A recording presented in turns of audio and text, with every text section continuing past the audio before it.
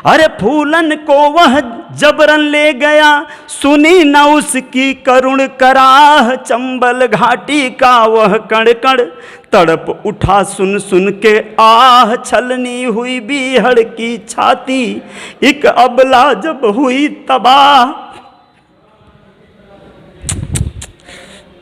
देखिए मतलब गाना, खैर मेरे आँख में आंसू आ गया है, लेकिन मैं नहीं कर सकता हूँ, भैया की आँख में आंसू आ गया है। नमस्ते दोस्तों, हमारे फेसबुक पेज हम सब की बात में आप सब लोग का स्वागत है। हम गोरखपुर में हैं इस समय, हमारे साथ में स्टार अजय साहनी भैया भी साथ में ही हैं।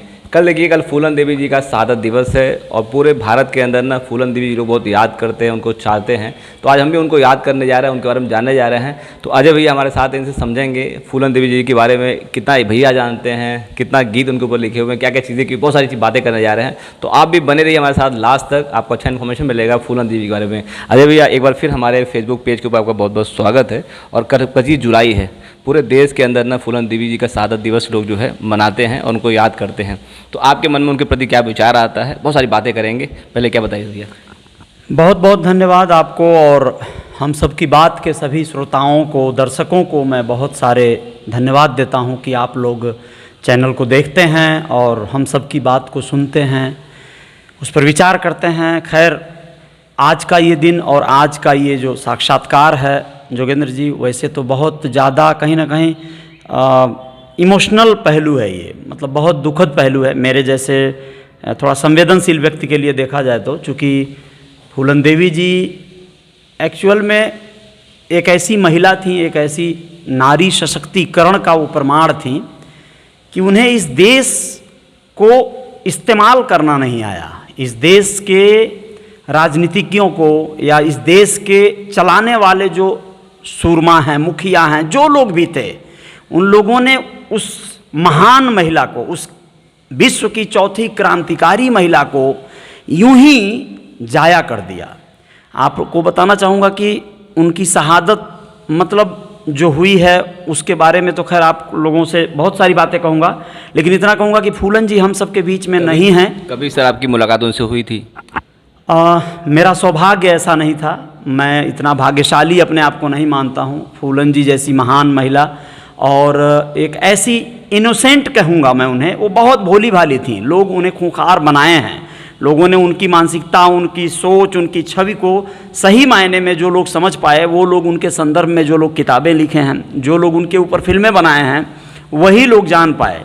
असल में वह लोग बता पाए उनके कि क्या उनका जो है असल चरित्र था। आज की जो युवा पीढ़ी है, जो निषाद समाज की महिलाएं हैं जी, तो उनसे क्या प्रेरणा लेना चाहिए, उनसे फूलन देवी जी से? फूलन देवी जी से प्रेरणा, बहुत सारी प्रेरणाएं लेनी चाहिए। और आज फूलन जी के साथ जो कुछ हुआ वह आज भी बहुत सी बच्चियों के साथ, बहुत सी महिलाओं के साथ होता है। लेकिन दुर्भाग्य है, इस समाज का दुर्भाग्य है या उस परिवार का दुर्भाग्य है कि इस दुनिया में दोबारा कोई दूसरी फूलन जन्म नहीं लेगी। प्रेरणा ये लेनी चाहिए कि आप अपने खिलाफ किसी भी तरह के अत्याचार को, जिसे आप सहना नहीं चाहते हैं, जिसका प्रतिरोध करना चाहते हैं या चाहती हैं, तो फिर कभी भी अपने आवाज़ को दबने मत दीजिएगा। फूलन जी से प्रेरणा लीजिएगा कि आप जब तक अपने लिए नहीं लड़ेंगी तब तक कोई और आपकी लड़ाई नहीं लड़ सकता है। बहुत खूब सर आपने बताया हुआ है। देखिए सर, चुनाव आता है, बहुत सारे नेता जो एक्टिव हो जाते हैं जी, और उनके नाम पे वोट मांगते हैं, उनके गांव में जाते हैं, मंदिर बनवाते हैं, बहुत सारी बातें होती हैं। लेकिन आज भी अगर देखिए जाके आप उनके गांव जाइए और गांव में देखेंगे तो लगता है कि उनकी माता जी भी उसी स्थिति में ही हैं, उनके परिवार के लोग उसी स्थिति में हैं। क्या मतलब कि नेता सिर्फ उनकी वोट के नाम, मतलब उनके नाम पर वोट लेते हैं, उनके लिए कुछ करते नहीं हैं क्या? जोगेंद्र जी, अगर मैं कहूँ कि फूलन जी को किसी शेर सिंह राणा या गीदड़ सिंह पाड़ा ने नहीं मारा, असल में हमने और आपने, इस समाज ने उस महिला को मार दिया। मर तो वो उसी दिन गई थी जिस दिन उनके साथ इतना बड़ा अत्याचार हुआ था। बेहमई कांड जो हुआ था वो बहुत दुर्दांत बाद में लगा, लेकिन उसके पहले क्या हुआ था, उसी बेहमई गांव में उस महिला के साथ, उस बहुत मासूम सी युवती के साथ जो अत्याचार हुआ, पूरा गांव, आप स्वयं सोचिए कि क्या उस गांव में मर्द नहीं थे? ठाकुरों का गांव था और उस गांव में एक से एक लोग थे, लेकिन वहाँ पर गांव में आज के तारीख में ये संभव है कि किसी लड़की को एक गांव दिया जाए? वहाँ महिलाएं नहीं थीं, उसका प्रतिरोध होना चाहिए था। वहाँ पर वो जो लोग, जो कांड हुआ, जो घटनाक्रम हुआ, असल में फूलन तो उसी दिन मर गई थी, वो तो एक जिंदा लाश की तरह थी। वो उनका जो जीवन था वो बड़ा कठिन हो गया उसके बाद। और जब वो राजनीतिक के लोगों ने क्या किया, सिर्फ उनका इस्तेमाल किया। लेकिन सांसद तो बनी बाद में, वो सांसद बनना ही था। उस महिला को उससे छोटी उपाधि और क्या दी जा सकती है? वह बहुत बड़ा संरक्षण अगर वैसी कद्दावर महिला को मिलना चाहिए तो उन्हें सांसद या मिनिस्टर या इस तरह के सुरक्षा कब मिल पाएंगे उन्हें, जब वो इस तरह के पदों पर रहेंगी। उन्हें जिन लोगों ने सहयोग किया जेल से बाहर आने में, उन लोगों ने पार्टी के तहत देखा जाए तो टिकट देके समाजवादी पार्टी ने उन्हें सांसद बनाया। माननीय मुलायम सिंह यादव या अन्य तमाम ऐसे, बाबूलाल कश्यप जी, अन्य ऐसे तमाम, दीपक जी के पिताजी, तमाम ऐसे पश्चिमी उत्तर प्रदेश के नेता हैं जिन लोगों ने बड़ा उस पर वर्क किया, मेहनत किया उनको जेल से छुड़ाने में, जमानत दिलवाने में। और उसके बाद वो जब राजनीति में चली गई, सांसद बन गई, तो आज के तारीख में जो नेता बहुत सारे लोग हैं, वो लोग उनके नाम का इस्तेमाल तो किए अपने राजनीति को चमकाने में, अपने चरित्र को भुनाने में, बनाने में, लेकिन बाद में उन्हें राजनीतिक एक पार्टी का मेंबर बता दिया गया।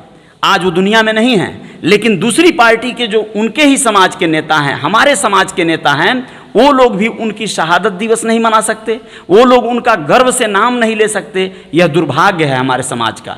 लोगों ने इस्तेमाल किया है। ऐसा क्यों कहा जाता है कि उनका हत्या पीछे कारण क्या रहा, क्यों उनको मारा गया? इससे क्या मैसेज देना चाहते हैं लोग उनको मार के? देखिए जोगेंद्र जी, जिस व्यक्ति ने उन्हें मारा है ना, आप विश्वास करिए, मैं इस चैनल के माध्यम से कहना चाहता हूं, अगर उस व्यक्ति के जरा भी संवेदना उसमें होगी और उसके कानों तक बात जाएगी तो वो अपने आप से, अपने आत्मा से पूछेगा। वो तो बेल पे है, अकेले रातों में, वो तो बेल पे हैं जो मारे हुए थे, अकेले रातों में वो बेल पर है। उसे तो फांसी की सजा एक्चुअल बहुत छोटी थी, होनी चाहिए थी। दुर्भाग्य है हमारे सिस्टम का, हमारे समाज का, हमारे कानून व्यवस्था का, कि उसने उसे जमानत कह लीजिए या फिर उसे बरी कर देना कह लीजिए, उसकी सज़ा पूरी कर देना कह लीजिए, दिखा दिया। जो सज़ा दी गई वो बहुत छोटी थी उसके लिए। लेकिन आपको बता देना चाहता हूँ, वो रोता होगा, वो अपने उस कुकृत्य पर बहुत ज़्यादा ग्लानि करता होगा, क्योंकि उसके घर में भी कोई बेटी बहन या उसकी पत्नी जो होंगी, उसकी माँ जो होंगी, वह लोग भी एक महिला हैं। और एक महिला के साथ जो अत्याचार हुआ था, उस अत्याचार के एवज में फूलन देवी जी ने जो कदम उठाया था वो बहुत छोटा कदम था। उस गांव में आप ये बताइए, महिलाएं, बुजुर्ग और बच्चे नहीं रहे होंगे, लेकिन क्या किसी बच्चे को मारा उन्होंने? क्या किसी महिला को मारा उन्होंने? लेकिन वहाँ के पुरुषों को क्यों मारा? क्योंकि वहाँ के पुरुष नपुंसक थे। मैं कह रहा हूँ आपसे, इस चैनल से कह रहा हूँ कि वहाँ पे उन पुरुषों ने क्यों नहीं रोका उस अत्याचार को? क्यों नहीं उन लोगों ने उस स्थिति को आने कैसे दिया? वहाँ पर 14 लोग, 15 लोग, 20 लोग 14 दिन तक अत्याचार करते हैं एक महिला के साथ। इतना बड़ा अत्याचार, उस गांव का बच्चा, एक एक बुजुर्ग महिला घर से निकल जाते और रोकते इस परिस्थिति को। इसी कारण से जो है उन्होंने जो है डाकू वाला क्षेत्र अपना लिया था। वह असहाय थी, उनके सामने कोई और रास्ता था क्या? एक गरीब परिवार में पैदा हुई बेटी, लाचार, बेबस, जिसके परिवार के लोग भी कह दिए हों कि भैया बस हो गया, हम लोग तुम्हारी सुरक्षा नहीं कर सकते, हम लोग नहीं बर्दाश्त कर सकते, हम लोग नहीं तुम्हें बचा पाएंगे। मजबूर होकर जो है उस महिला को, अपने आप को, उसको उठा ले जाते हैं लोग जंगलों में, उसके साथ जायती होती है। और फिर जिस तरह से गिरोह दर गिरोह भटकती है वो चंबल की वादियों में, बीहड़ों में, जिस तरह से पत्थरों से टकराती है, आप बताइए वो क्या करती एक महिला? आज के तारीख में आप बताइए, पुलिस वालों की बात कर रहा हूँ, वहाँ पर जालौन जिले में वह 1-2 रात वो छोटी सी बच्ची पुलिस के गिरफ्त में गई, थाने में गई, चोरी का इल्ज़ाम लगाकर उसके परिवार के पटीदार लोगों ने भिजवा दिया, उसके साथ पुलिस वालों ने भी वही अत्याचार किया। मेरे भाई, मैं आपको बताना चाहता हूँ, वो लड़की क्या करती? वो ऐसा नहीं करती तो क्या करती? उसके सामने और रास्ता ही क्या था? या तो सुसाइड कर लेती, या तो खुद मर जाती, आत्महत्या कर लेती, तो इस समाज को तसल्ली हो जाता, क्योंकि यहाँ पे रोज बेटियां रोज आत्महत्या कर रही हैं। उनको आयरन लेडी का जो उपाधि मिला हुआ है, इसी बेस के ऊपर मिला हुआ है क्या? आपको बताना चाहूँगा कि आयरन लेडी विश्व की चौथी क्रांतिकारी महिला, विश्व निषाद समाज की, दुनिया की, निषाद समाज की, सर्व समाज की भाई साहब, निषाद समाज की नहीं, पूरी दुनिया की चौथी क्रांतिकारी बागी महिला के नाम से वो जानी जाती हैं।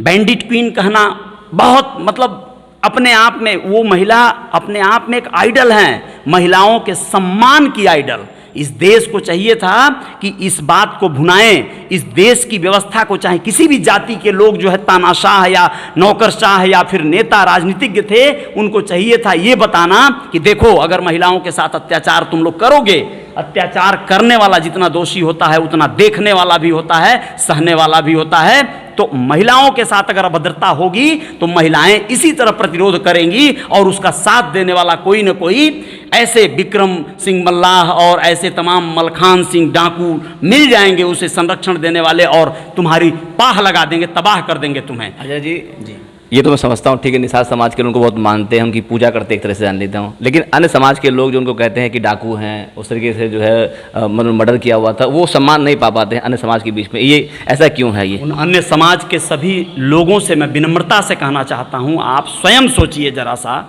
सबके घर माँ बहन बेटियाँ हैं, सबकी बच्चियाँ हैं। यहाँ पर दूसरे समाज के लोग जब उन्हें डाकू कहते हैं तो उन्हें शर्म आनी चाहिए। वह डाकू समय ने बना दिया, डाकू संगत ने बना दिया।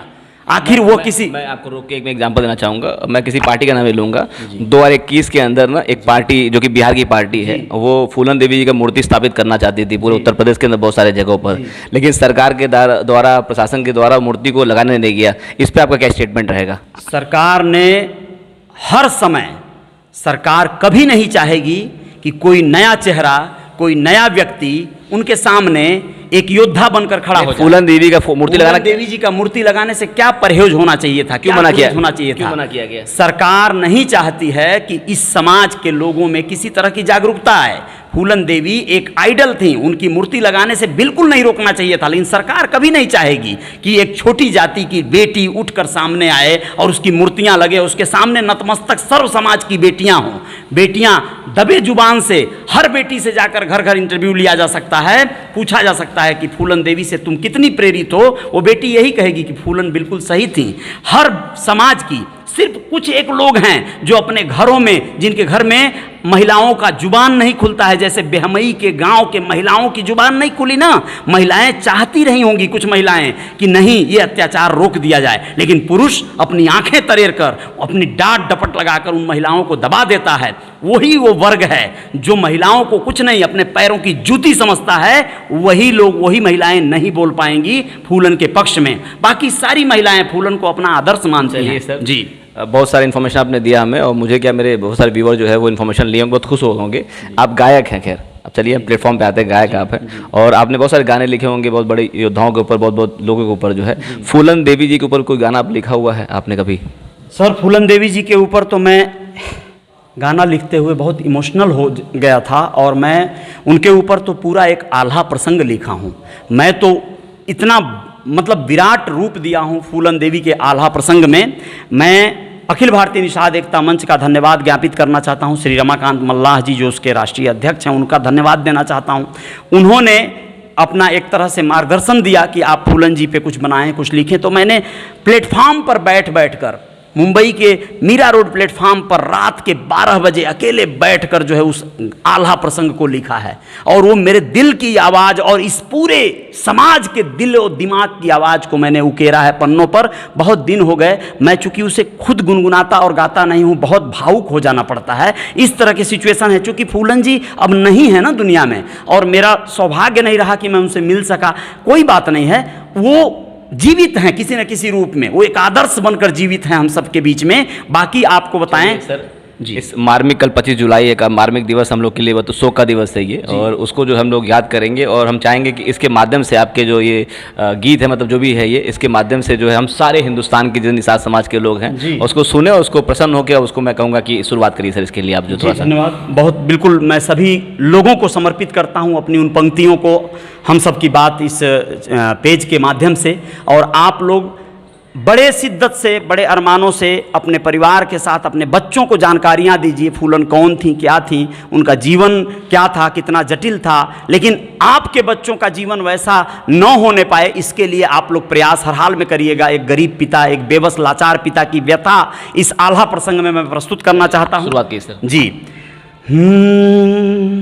अरे सृष्टि हमारी मातु स्वरूपा, अंबर पिता तुल्य कहलाए, खिल उठती है धरती सारी, नभ अमृत जल बरसाए, नदियां हैं सब नारी रूप में, तन मन की जो मैल मिटाए, जब से पुरुष मर्द बन बैठा, नारी का औरत नाम धराए, औरत बिन अस्तित्व न जग का, फिर भी मर्दा मान न पाए, बेटी जन्म पे शोक मनाता, बेटा जन्मे खुशी लुटाए, नारी वस्तु है भोग विलास की, अरे नारी वस्तु है भोग विलास की, जिसकी ऐसी सोच महान, आखिर कैसे भूल है जाता, वह भी है नारी संतान, नारी ने उसको जन्म दिया है, जो सृष्टि की है वरदान, उसकी भी कल बेटी होगी, जिसने किया नारी अपमान, जो बेटी को समझे पराया, छुपा के रखने योग्य समान, सिर से जैसे बोझ उतर गया, जिस दिन करता कन्यादान, सुनिए व्यथा एक बेटी की। अब यहाँ से असली प्रसंग शुरू होता है। फूलन जी की व्यथा क्या है? सुनिए व्यथा एक बेटी की, 10 अगस्त 63 की रात, जिला जलौन घुरा का पुरवा, है उत्तर प्रदेश की बात, माथी मुला देवी देवी दिन, पिता जाति के थे मल्लाह, बिंद साहनी नाविक माझी, कश्यप केवट या हो निषाद, यह सब हैं उस कुल के वंशज, जिस कुल में जन्मी नवजात, बिजली कौंध रही बीहड़ में, चंबल में चुकरे बरसात, स्वागत किया मेघ मंडल ने, अरे स्वागत किया मेघ दल बल ने, उमड़ घुमड़ कर घुमड़ घड़ाम, सुंदर मुख मनमोहक काया, रंग सांवला सोहे श्याम, सुनो गौर से वही थी फूलन, कथा सुनाते हैं अविराम,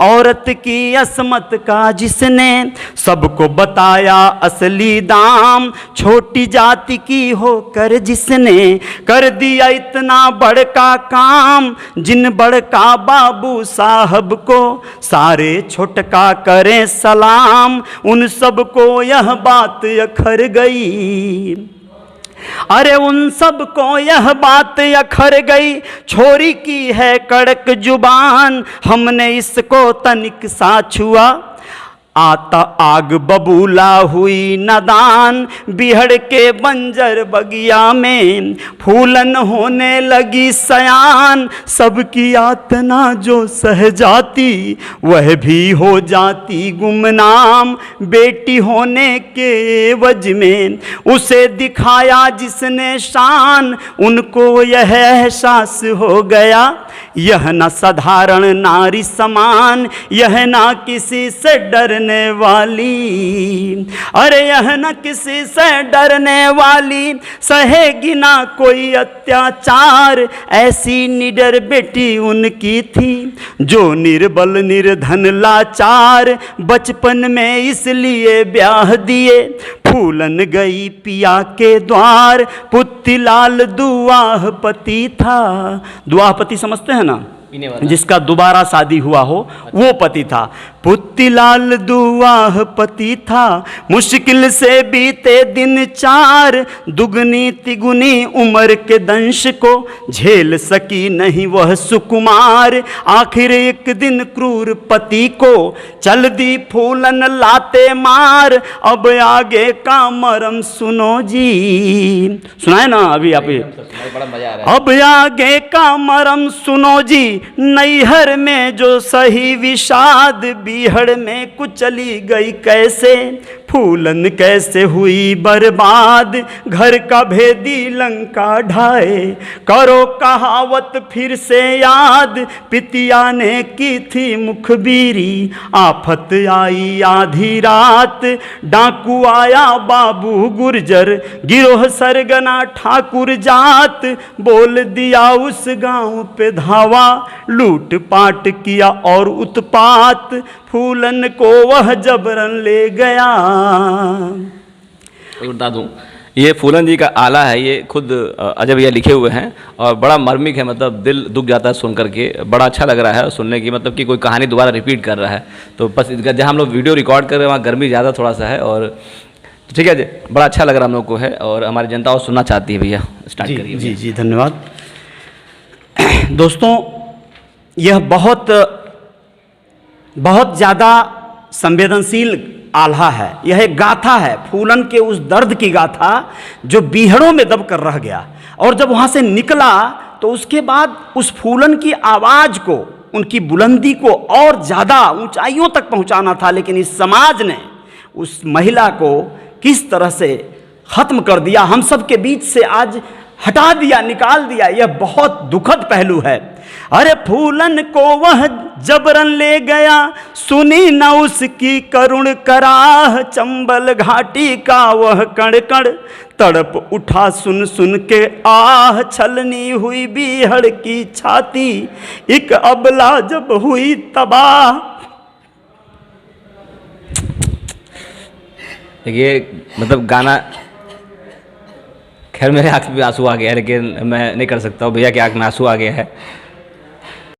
फूलन देवी जी का आला सुन करके मेरे से नौजवान का भैया के आँख से आंसू निकल चुका हुआ है, और बहुत सारे लोग देखेंगे पक्का उनका दिल दुखेगा। ये मतलब बहुत दर्द भरी कहानी है। एक छोटी सी बच्ची के साथ में ऐसी हैवानियत होती है, बच्ची को जो है कोई उनके साथ खड़ा नहीं होता है, इसलिए जो है वो गलत रास्ता अपनाती। गलत रास्ता क्या, मतलब अपने हक की लड़ाई लड़ने के लिए जो है वो चंबल की घाटी में चली जाती हैं। अजय भैया, बड़ा दुख होता है ये जान करके, आप जैसे स्टार के मन में भी उनके प्रति बहुत बड़ी श्रद्धा है, और आपके आंख से आंसू निकल रहा हुआ है। तो बड़ा सुनाया हुआ, मुझे लगता है कि बहुत सारे लोग जो सुनेंगे ना, बहुत सारे लोग के आंख से आंसू निकलेगा हुआ ये। तो जो बचा कुछ है, और कुछ क्या बताना चाहिए भैया? देखिए, बैठ गया होगा जोगेंद्र जी। होता क्या है कि हमारे समाज ने उनको संभाला नहीं यार, शिकायत है इस बात की। और सच बता रहा हूँ कि मैं कभी कभी बहुत दुख होता है कि हम लोग उस लायक नहीं थे, उनके लिए कुछ नहीं कर पाए, और उनके लिए बहुत कुछ किया जा सकता था। उन्हें बचाया जा सकता था, उन्हें संभाला जा सकता था। और संभालना कब? तब जब उनके साथ वो अत्याचार हुआ। वह अत्याचार होने के बाद का जो प्रोसेस है वो बिल्कुल अलग है। उसके बाद से ही उनका रहन सहन, उनका जीवन पूरी तरह से बदल गया। कोई यहाँ की पुलिस व्यवस्था और सारे उस चंबल और बीहड़ का जो दास्तान था, जो वक्त था, वो जो समय था, उस समय को याद करके ही रूह कांप जाती है। उस पूरे परिक्षेत्र को अगर कोई देखेगा तो वो हिल जाएगा, कलेजा हिल जाएगा कि ऐसे बीहड़ों में एक बेटी ऐसे भेड़ियों के बीच में कैसे अपने आप को सरवाइव की, कैसे रही वो। और ऐसे ही आज भी समाज में कहीं ना कहीं बेटियां कहीं ना कहीं दबाई जा रही हैं, रौंदी जा रही हैं। लेकिन फूलन बनना सबके बस और बूते की बात नहीं है। फूलन जी आज हम सब के बीच नहीं हैं, मुझे बहुत दुख है, और मुझे आजीवन इस बात का दुख रहेगा कि हम उनके लिए कुछ नहीं कर सके। और ये समाज के बड़े बड़े जो तुर्रम तोप बने घूमते हैं, जो उनके नाम पर राजनीति किए, जो लोग उनके नाम को भुनाए, जो लोग उनके नाम को ले लेकर अपने लोगों के बीच में गए और लोगों को एकजुट कर लिया, उन लोगों ने तो बिल्कुल भी उन्हें जो है सही बोला जाए तो दुरुपयोग किया है, उनके नाम का दुरुपयोग किया है। मैं आपसे यही कहना चाहूँगा कि फूलन जी की आज नहीं है, उनकी आत्मा जहाँ भी है उनको शांति मिले। लेकिन दोबारा फूलन इस समाज में कोई बनाने का अवसर न लाए, कभी भी कोई ऐसा कृत्य न करे किसी बेटी के साथ, किसी की बेटी के साथ। मैं नहीं कहता हूँ सिर्फ निषाद, किसी कोयरी, कुहार, लोहार, बढ़ई, ये सब बातें नहीं है भाई। किसी भी समाज की बेटी होती है। बेटी बहुत ज़्यादा अलग होती हैं बेटियाँ, उनको प्यार देने की ज़रूरत है। बलात्कार कैसे कोई कर सकता है? ये बहुत दुर्भाग्यपूर्ण था। इस समाज मानसिकता एकदम जो है उनकी बेकार थी। चलिए बड़ा अच्छा लगा आपका जो आला सुनकर, और ये हमने दोबारा जो है फूलन देवी को याद कर लिया। कल 25 जुलाई है, पूरे भारत देश के अंदर जो उनके इस दिन को जो है लोग बहुत दुख दर्द भरी निगाहों से उनको मनाते हैं, मतलब मनाते क्या, उनको जो सेलिब्रेट करते हैं लोग कह सकते हैं उनको है। और सर, और मुझे लगता है कि देखिए इस वीडियो के माध्यम से हमने आपके बीच में फूलन देवी का इतिहास बताने का प्रयास किया हो। भैया एक अंतिम में बता दीजिए कि निषाद समाज को फूलन देवी से क्या क्या मतलब कि सीखना चाहिए, और आने वाली पीढ़ी के प्रति हम कैसे फूलन देवी को जो है दिखा सकते, बता सकते हैं हमारे समाज के अंदर जो है इतनी बड़ी योद्धा जन्म ले चुकी है, कैसे मतलब कि हम आने वाली पीढ़ी को कैसे समझाएंगे इसी? हमारे समाज के अंदर एक बहुत बड़ी बात मैं कहना चाहूँगा कि आज बहुत सारे लोग, पढ़े लिखे युवाओं की भी बात कर रहा हूँ, बहुत जागरूक जो लोग हैं, वह लोग भी कुछ चंद नेताओं के चंगुल में फंस गए हैं।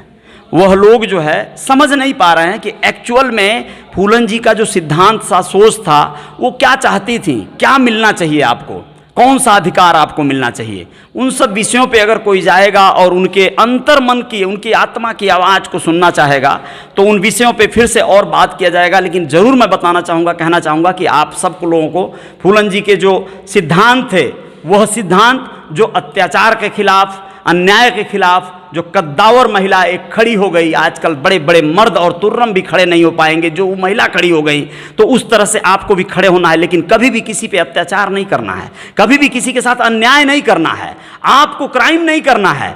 आपको हर हाल में समझदारी से सही और एकजुट होकर, संगठित होकर रहना है, राय मशवरा लेना है। जो लोग योग्य हैं, जो लोग काबिल हैं, वह लोग परेशान हैं, बदहाल हैं। मैं कई लोगों का बिना नाम लिए इशारा करना चाहता हूं। बहुत से ऐसे लोग हैं राजनीति में जो लोग योग्य हैं, कर्मठ हैं, जुझारू हैं, लेकिन वो दुर्भाग्य है कि उस स्थान को नहीं पा रहे हैं। समाज जो है बहकावे में आ जा रहा है, समाज जो है अभी भी नशे की गर्त में है, अशिक्षा के अभाव में। जो उनके फूलन जी के परिवार की अगर मैं बात करूं तो उनके पिता की गरीबी या उस व्यक्ति की अशिक्षा, उसकी कमजोर प्रवृत्ति, उसका धनवान न होना, ये सारी चीजें अपने बच्चों के प्रति कहीं न कहीं कारण बन गई कि एक बेटी को फूलन बनना पड़ा, आग और तांडव और क्रांतिकारी बनना पड़ा।